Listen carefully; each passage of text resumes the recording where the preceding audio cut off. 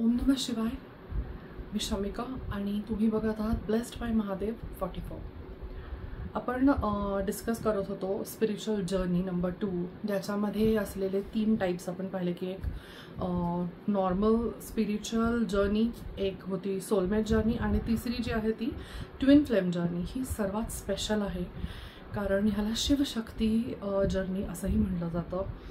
एकच soul 2 बॉडीजमध्ये divide करून पाठवलेलं असतं आणि ते कुठे ना कुठेतरी तुमचा पाथ क्रॉस करतात आणि एकमेकांना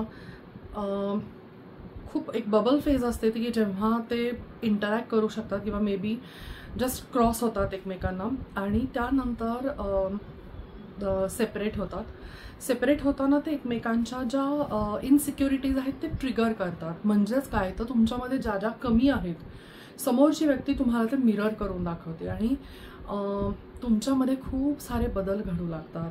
म्हणजे तुम्ही ह्या जर्नीमध्ये असता तर भगवंतच तुमच्याकडनं ह्या गोष्टी करून घेतो, पण ह्याच्यासाठी तुम्ही सरेंडर करणं गरजेचं असतं, जे आजकालच्या जगामध्ये होत नाही. लोकांना शॉर्ट टर्म रिलेशनशिप्स जास्त आवडतात कारण डिव्हाइन लव्ह हवं असेल तर तुम्हाला डिव्हाइन टेस्ट ही द्यावीच लागते आणि प्रेमासाठी वगैरे परीक्षा द्यायला आजकाल किती लोक तयार असतील असं मला जरा डाऊटच आहे.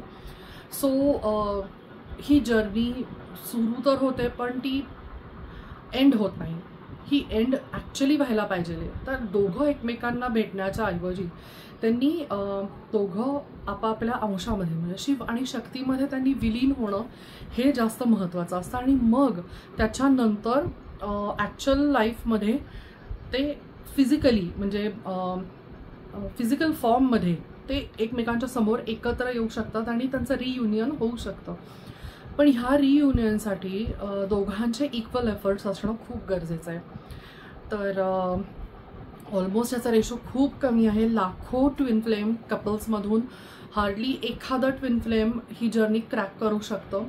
याच्यामध्ये खूप पेन असतं कारण खूप इल्युजन्स निर्माण होतात, खूप डाऊट्स क्रिएट केले जातात, थर्ड पार्टी इंटरफिअरन्सेस असतात ह्याच्यामध्ये. ह्या सगळ्यामधनं फाईट करत तुम्ही ते डिव्हाइन लव्ह मिळवता स्वतःसाठी. आणि जे हे पास करतात, जे कपल एकमेकांना ॲक्च्युअलमध्ये मिळवतात ते पॉवर कपल असतात.